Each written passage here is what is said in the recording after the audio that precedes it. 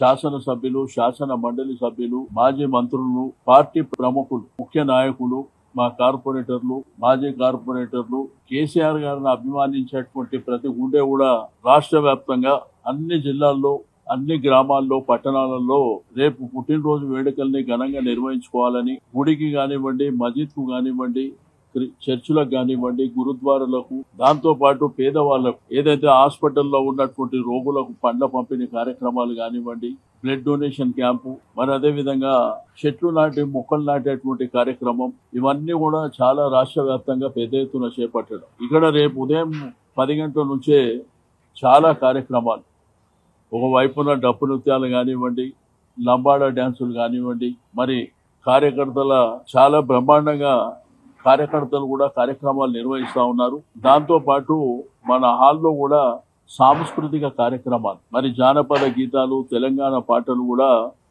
మా కళాకారులు బ్రహ్మాండంగా రేపు నిర్వహించడం జరుగుతుంది. కాబట్టి అందరూ కూడా వారి వారి నియోజకవర్గాల్లో, వారి వారి డివిజన్లలో కార్యక్రమాలు నిర్వహించుకొని అందరూ కూడా పెద్ద ఎత్తున భవన్ కు రావాల్సినటువంటి అవసరం ఉన్నది.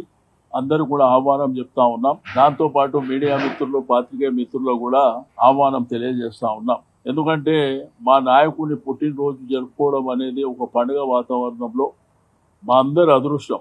కార్యకర్తలకు, నాయకులకు, ముఖ్యులకు, వారిని అభిమానించే వారికి అందరూ కూడా మరి ఎంతో ఆనందదాయకమైనటువంటి సందర్భం. గ్రామీణ ప్రాంతంలో రైతాంగం ఇప్పటికే 3-4 రోజుల నుంచి బ్రహ్మాండంగా వారి పుట్టినరోజు వేడుకల్ని నిర్వహిస్తా ఉన్నారు.